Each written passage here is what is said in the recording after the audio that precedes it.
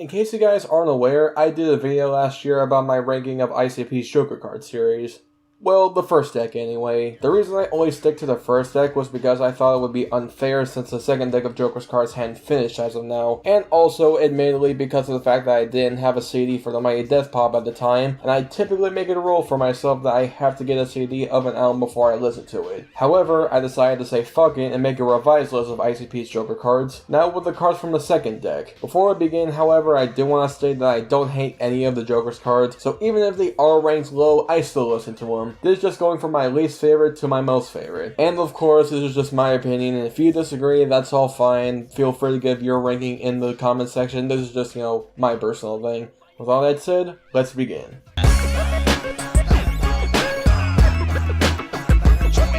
All the pressure packed into one nut. I was waiting on a bus and my head blew up. Yeah, the lower end of this list is still the same for good old Carnival of Carnage. As I said in my co-op with Loudon, I still love this album. This album has songs like Redneck Ho, Never Had It Made, Is That You, Your Rebel Flag, Taste, Wizard of the Hood, which is probably my favorite song on the album, but I feel this album's downfall was that it was their first. Now granted, a group can start off strong with their debut, but here you can definitely tell that ICP were still developing both their theme of the Wicked Clowns and their skills as rappers. They aren't bad here, but some of the flows are off, some of the choruses are bad, most notably in the song Guts on the Ceiling, and most of the rhymes are basic as hell. And as I said in the first video, I don't like the song Ghetto Freak Show. The flow, the beat, the everything. It's just so fucking slow and boring. I just can't bring myself to call it a good song. With all that said, Carnival of Carnage, while it may not have changed its spot as my least favorite Joker's card, it's still worth a listen. It did kickstart the Joker's card series, and like I said, there are definitely some good songs on here. There are plenty of very apparent issues with this record that are kinda hard to ignore, but it's still an enjoyable listen nonetheless.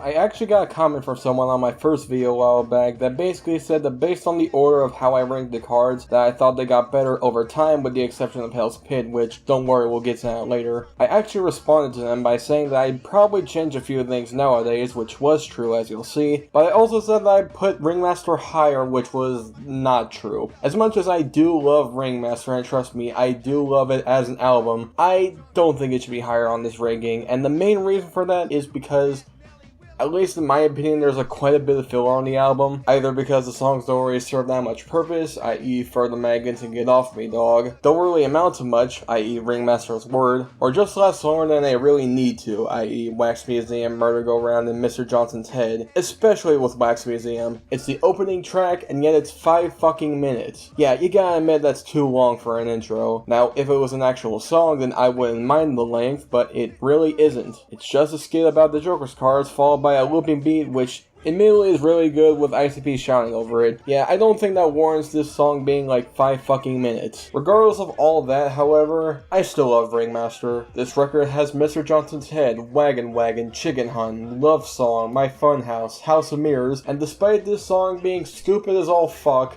Bugs on My Nuts, I still fucking love the song. It's just so stupid, but yet it's really, really charming. I know that kind of sounds weird, but whatever. Not to mention, it's a good album to come out second, since it did show off the wicked and crazy personalities that ICP would use throughout their career. Carnival of Carnage, while it is technically wicked, it really didn't have the personality that Ringmaster has, which made everything more cartoony and off the wall, which definitely suits ICP. So despite its many flaws, I'll sit up front with the Ringmaster. The ring-a-ding-ding-a-ling-a-ping master, if you will.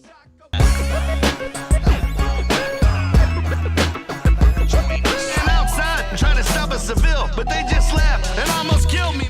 And now we arrive at cards from the second deck. From the other ranking videos that I have seen, with the exception of DC Fega Guy's video and probably a couple of others, every list that I saw ranked the two albums in the Missing Link duology very low. I guess I can kinda see why, since the production is nothing like we've ever seen ICP before, with this one being more electronic and dubstep influenced. I, however, really enjoy the Missing Link albums. Hell, I even own a Marvelous Missing Link t-shirt that I got with my copy of the Mighty Death Pop. Now, the reason why Lost is lower than Found is because, well, the album is still good. I personally like the tracks Confederate Flag, Falling Apart, Shock, and How, which is one of my favorite ICP songs of all time, by the way. However, I think the album drops in quality during its runtime. Like, it starts off with banger after banger, but after the song Explosions, I tend to space out with some of the songs, like I'll Keep My Hatchet, Neighbors Are Fighting, and especially You Should Know, which honestly I think shouldn't have been on the album. Granted, Flamethrower and I See the Devil are slightly better, but not by that much. Honestly, I think I See the Devil is probably the weakest ending track to a Joker's Card in my opinion. It's not bad, but not the same level as some of the other ending tracks that we've had. I still like this album, don't get me wrong, but I gotta admit, it's not the best it could have been.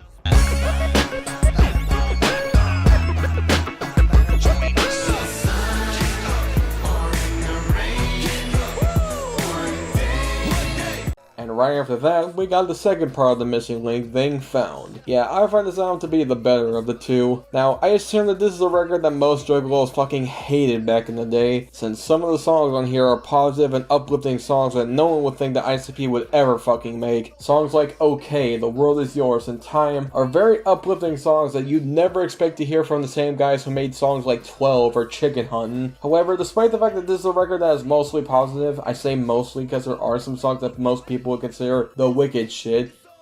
Fuck you, I still love this album. The reason I placed this above Lost is because I think this album doesn't fall off at any point. At most, it just has songs I don't really care for, like I'm Sweet. But as for highlights, I'd honestly have to point to songs like Found, Get Clowned, I Fucked the Cop, The Midway, Pineapple Pizza, and probably the poppiest thing that ICP has ever done, Mr. White Suit. Like, I'm sorry, but I can't help but love it. It's just so fucking catchy, like, you can't deny this fucking chorus.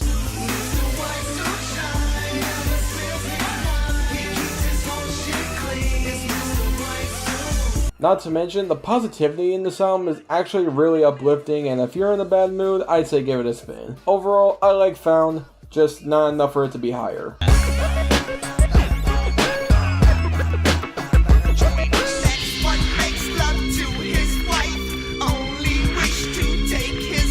Yeah, Riddlebox isn't higher. I still love this album, don't get me wrong. Riddlebox is just where it's at now because I feel the other ones are better. All the things that I liked about this record in the first video are still there, like how I enjoy Jay's animated as fuck voice, but I actually do enjoy way more of this album than I thought I initially did. I liked Riddlebox in the last video, but a lot of the songs got better over time. This album has songs like The Show Must Go On, Toy Box, the Slaughterhouse remix of Chicken Huntin', 3 Rings, Old Evil Eye, 12, so many fucking good and memorable songs. Though I do have to say, why is it that I can't fucking remember anything from The Killing Fields even after I listen to it? Like, I'll listen to Riddlebox, I'll sit through The Killing Fields, but then immediately forget everything about it after I'm Coming Home starts. I'll just completely fucking forget how the song sounds. I'll remember what the song's about, but not how it sounds musically. I don't know if that's the case for anyone else, but it certainly happens with me. Overall, Riddlebox is great, though sadly it's not any higher because, well, yeah, I think the other cards are better.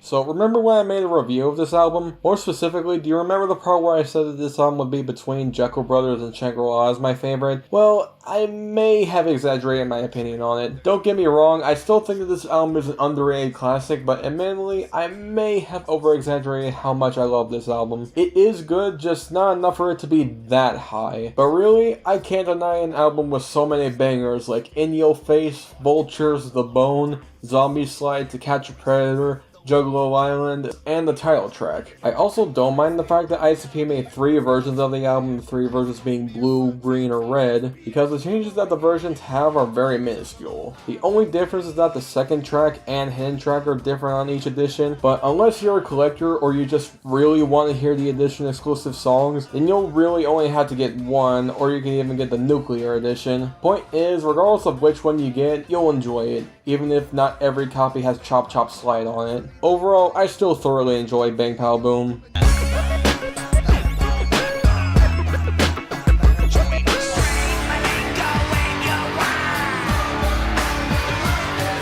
Like I said in my original video, I perfectly understand why many people consider this album to be the best Joker's card, which might have been helped by the fact that it was most people's first introduction to ICP. However, like in that video, I still don't consider The Great Milenko to be my favorite, but goddamn does this album do a lot of things right. The thing I like about Milenko that I guess improved from Riddlebox is the variety in the songs. You'll have juggalo bangers like Down with the Clown, Hocus Pocus, Southwest Voodoo, Piggy Pie, but you'll also have excellent storytelling tracks like Under the Moon and Halls of Illusions, as well as some funny tracks like The Nen Game and What is a Juggalo. And there are even songs on the album that can stand on their own like Hallelujah, Boogie Woogie Woo, and the ending track Pass Me By. Especially that song. Pass Me By is one of the best ending tracks to a Joker's card. It's not my personal favorite, but it's pretty damn close. Again, this isn't my favorite Joker's card like it is with many other people, but that doesn't mean I don't like it. It's still a great album.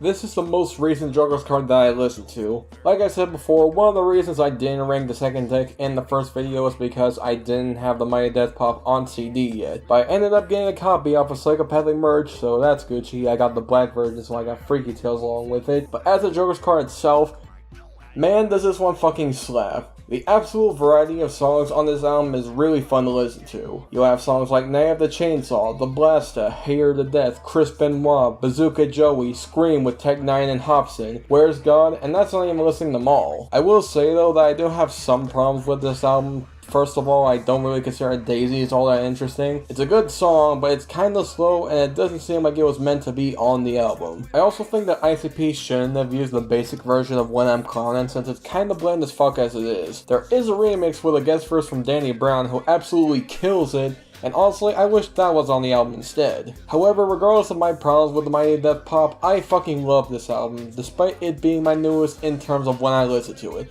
It's great.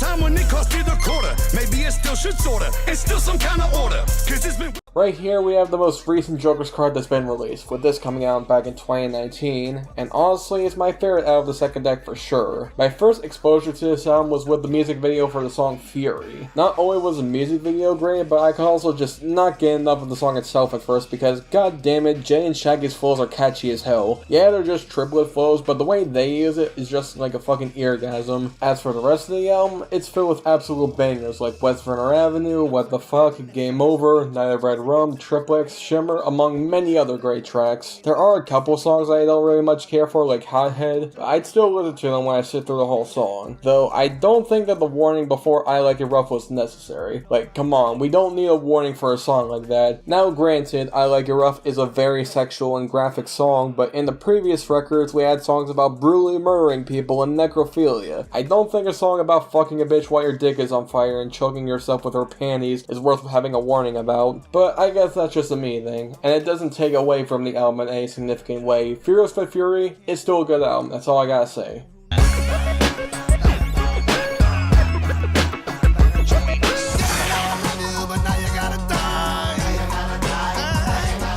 Once again, we have Jekyll Brothers way up at the top. I still fucking love this album. It's just so creative in its writing that I can't get enough of it. To quote something I said in my previous video, it just gets better every time I listen to it. You have juggalo bangers like Bring It On, Bitches with All Dirty Bastard, the cover of the Ghetto Boys' Assassins, and I just recently realized how much of a banger the song Everybody Rise is. Aside from those, we have great storytelling tracks like I Want My Shit, Mad Professor, Play With Me, and Echo Side, and the album ends off with one of my favorite ending tracks, Nothing's Left. Like, the piano along with how grand it feels is just, it's fucking great, man. I also have no idea what made Wikipedia think that this album deviates from the rock sound of The Great Milenko, because honestly, this album seems like it has more rock elements than Milenko did. The rock elements on that album were only on a few tracks like Piggy Pie and Halls of Illusions. With the amazing Jekyll Brothers, however, a good majority of this album has rock elements, much more so than The Great Milenko did. Honestly, that's a plus for my book, since I mentioned in the previous video, I was a kid who mainly grew up listening to rock, so this album really hit the spot for me. The amazing Jekyll Brothers.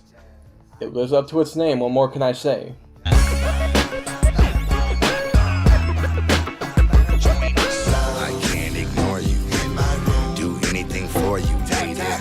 Out of all the Joker's cards that I talked about in the first video, this album got the biggest boost. It went from being between Ringmaster and Riddlebox to being a silver medal here. The reason for its boost is because, god damn it, I didn't give Hell's Pit nearly as much credit as I should have. This album is a trip all the way through. The storytelling is on point and is told in such a dark way, and that makes it even more entertaining when you take into consideration that it has multiple storytelling tracks, and even the ones that aren't storytelling tracks are great nonetheless. This album has songs like The Witch, The Night of the 44, Suicide Hotline, CPKs, Sedatives, Truly Alone, Walk Into the Darkness, Every Day I Die, and probably my favorite song on the album, In My Room, are just some of the highlights on the album. Whether they be told with a narrative or just about some random bullshit, it's so entertaining with the way that Shaggy and Jay read about these subjects. Not to mention that this album was advertised as the darkest album they've ever put out. And in terms of subject matter of most of these songs, I kinda have to agree. Maybe Riddlebox could be a close second, but Hell's Pit was definitely a massive leg up by not only being dark but also creating a dark atmosphere. Hell's Pit is a Joker's card that I should have given more credit in the original video, cause holy shit is it fucking amazing.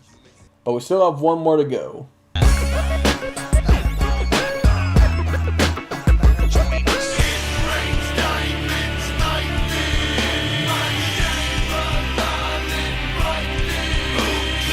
You guys knew that this was coming. Nothing about this album's placement has changed at all. You all could have easily guessed it by the fact that my New Year's name is based off this thing, and for good reason, because like I said in the last video, this album is fucking amazing all the way through. And no, it's not only because it was my first album from them. I actually have a bunch of reasons as to why this album is the best in my opinion. Every track on here is a banger in some way, and contains a lot of my favorite ICP songs of all time. Some highlights that I'd point to would be Welcome to the Show, Birthday Bitches, the cover of Above the Law's Murder Rap, Blam, Juggalo Homies, Hell's Forecast, We Belong, The Wraith, Crossing Thy Bridge, and my most underrated song by ICP, It Rains Diamonds. I used to replay this song like crazy back when I was getting into ICP, mainly because it's essentially a metal song by them. There's no rapping, just singing over distorted guitars, and it's fucking epic. In fact, this entire album is extremely rock-based, even more so than the Amazing Jungle Brothers. Most of the songs contain rock elements, and that's probably the reason this album had me hooked on ICP, since they combined their usual style of horrorcore rap with the music that I've loved since I was a wee lad. And the album ends off with the song Thy Unveiling. Look, I'm far from a religious person. I don't really hold that much of a spiritual belief. I'm agnostic at the very best, but damn it, I love the song to death. The way it builds up until the final reveal, as well as the energy that the song has, just makes me feel good and proud to be a Juggalo. I never get tired of it because it's that fucking good. Overall, I love the Wraith's Shangri-La. I know a lot of fans probably wouldn't consider this the absolute best, but I sure as hell do. And with that, it seems like we're done. Thank you all for watching. This has been Slayer, and much clown love to you all.